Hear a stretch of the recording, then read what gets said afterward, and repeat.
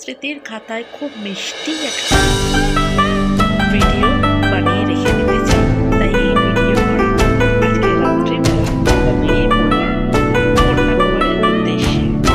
ত্রিশূর থেকে আমাদের ট্রেন আছে, তাই রাত্রিবেলা ত্রিশূর পৌঁছালাম। পৌঁছে ট্রেনে উঠে রাত্রি 12টার সময় আমার ছেলের কি আনন্দ, এত লাইট, এত লোক, কোনো নাম নেই। এদিকে পৌঁছানো হলে আমরা পরের দিন সকাল হতে বুঝতেই পারিনি স্টেশনে এসে গেছি। হাজব্যান্ড ব্রাশ করছিল, ব্রাশ করতে করতেই নেমে পড়েছি।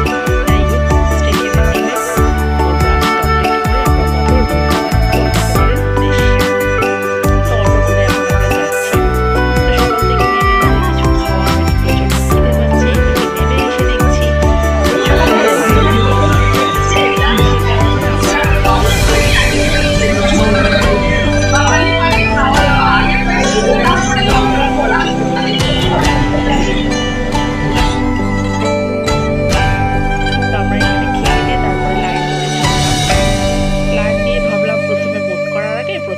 মন্দির দর্শনটা করে নিই। তো এখানে এসে দেখলাম 20 টাকা করে পার হেড টিকিট। সেখানেও প্রচণ্ড লাইন। তো ছেলের খুব কষ্ট হচ্ছিল, গরম হচ্ছিল, সে কারণে আমি ছেলে মেয়েকে নিয়ে আলাদা বসে গিয়েছিলাম। আর আমার বাবা আর হাজব্যান্ড দুজন মিলে লাইন দিয়েছিল। তারপর সেই লাইনের মধ্যে দর্শন করার পরে হিস্ট্রি সম্পর্কে অনেকেই জানে, অনেকেই ভাবে আমার বলা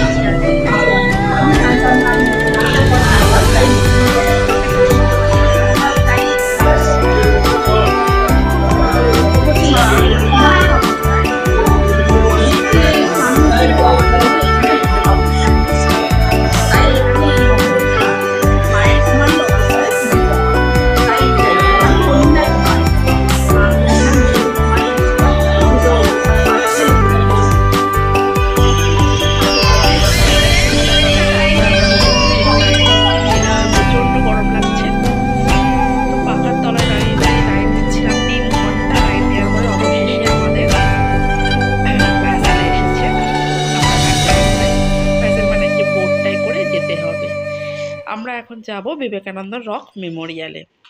এই যে সমুদ্রের মাঝখান থেকে বোটে করে আমরা যাব স্বামী বিবেকানন্দ এই সমুদ্রটা সাঁতার কেটে পার হয়েছিলেন ওই উঁচু টিলাটার উপরে গিয়ে ধ্যান করবেন বলে। সেই রাস্তাটাই আমরা বোটিংয়ে করে গেলাম। তো আমরা এসে গেছি।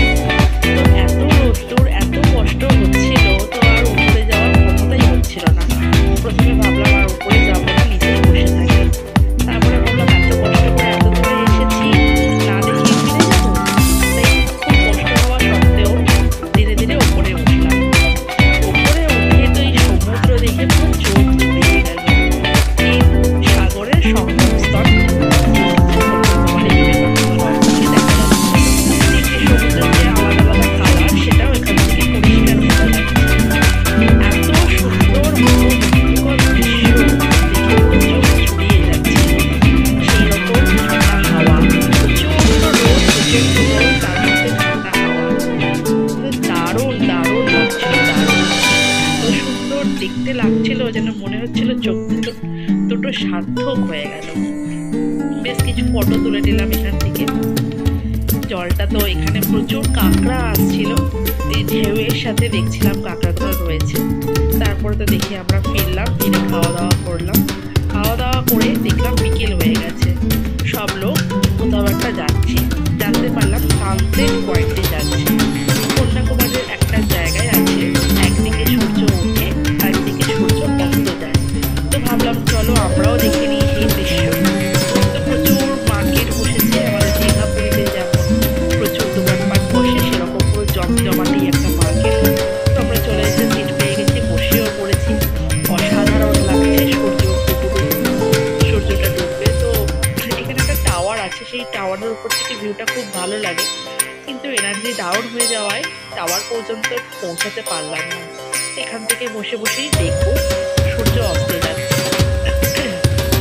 তো এই যে রাইট সাইডে যে সূর্য অস্ত যাচ্ছে, আর এই যে লেফট সাইড যেদিকে আর কি বিবেকানন্দ রক মেমোরিয়ালটা আছে, এই দিক থেকে সূর্য ওঠে।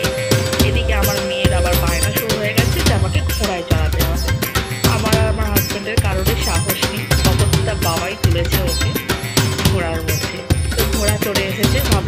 ছেলেকেও একটু বসিয়ে নিই। তো ছেলে তো ছোটো, ওকে চড়াতে পারিনি, ওকে বসিয়ে শুধু কয়েকটা ফটো তুলেছি। তারপরেই তো ছুটে ছুটে চলে গেছে, ওদিকে সূর্য ডুবে যাচ্ছে, আর দেখা হবে না। তো এসে দেখলাম সূর্য অনেকটাই নেমে গেছে। তারপরে আলটিমেটলি সানসেট হয়ে গেল। তো আমাদের ডেস্টিনেশন